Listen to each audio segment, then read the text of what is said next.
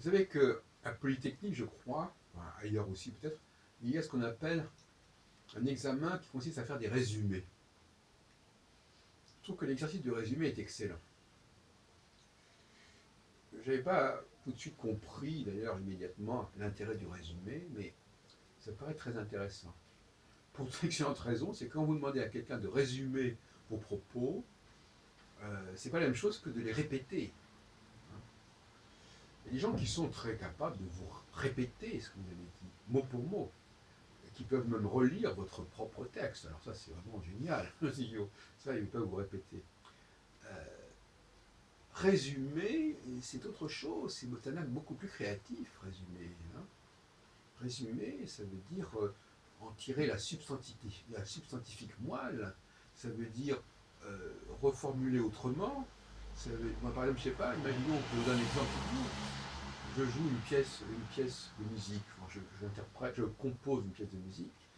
Et je dis à quelqu'un, résumez-moi cette pièce de musique. Jouez-moi quelque chose qui évoque cette musique que je viens de jouer, qui en reprenne un certain nombre de thèmes, où l'on retrouve plus ou moins l'essence de cette musique. Beaucoup de gens en seraient totalement incapables. Autrefois, c'était possible, les gens savaient faire, aujourd'hui, ils ne savent plus faire. Et même là, par exemple, si je disais, à propos d'une de mes causeries, résumez-moi cette causerie, causerie orale, hein, j'entends bien, ici. Bon, on peut aussi, c'est vrai que l'exercice a souvent consisté à faire des causeries, à des résumés de textes écrits. Mais la causerie orale, le résumé de la causerie orale est encore beaucoup plus exigeant, quelque part, que la causerie, que la résumé d'un texte écrit. Mais le principe est le même, à peu près.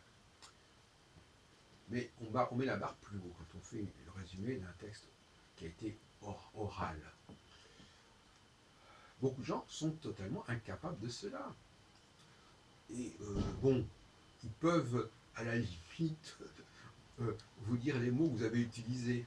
Ça me fait penser à mes travaux sur Nostradamus. Hein. Voilà. Alors, ils vont vous sortir comme ça des mots que vous avez utilisés. Et ils vont vous les mettre ensemble.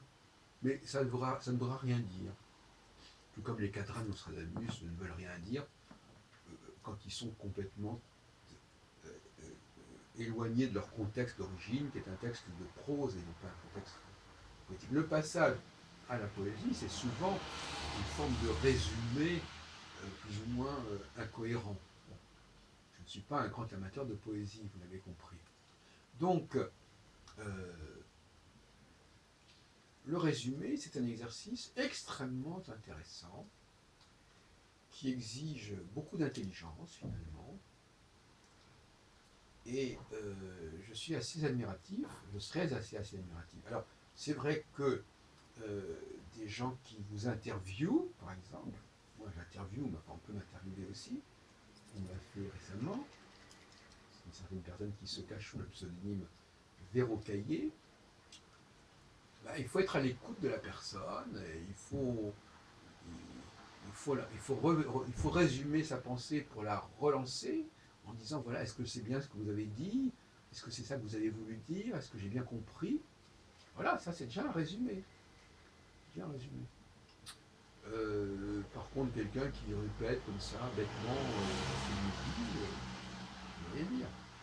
Je préfère qu'il reformule à sa façon ce que j'ai dit, parce que c'est la seule façon de m'assurer qu'il a bien compris ce que j'ai dit, paradoxalement.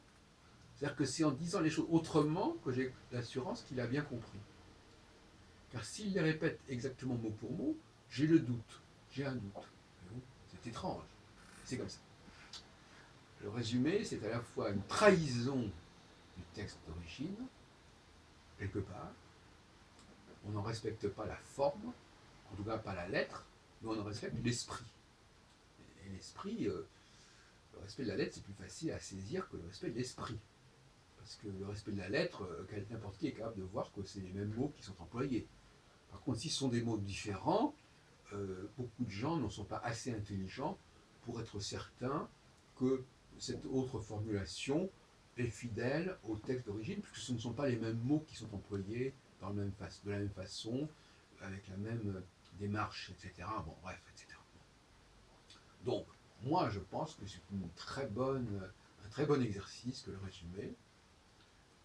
Le résumé d'un texte oral, d'un discours oral est plus intéressant parce que ça demande une attention, une vivacité d'observation, d'écoute remarquable, surtout quand il faut résumer immédiatement après que l'autre ait parlé.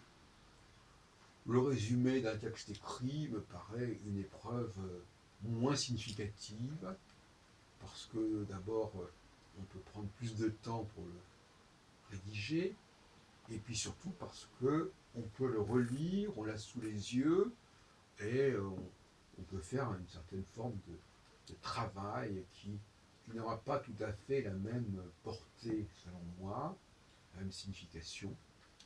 Donc, je suis favorable, par exemple, à ce que l'on fasse des résumés oraux de mes propres causeries. Je trouve que ce serait un très bon exercice.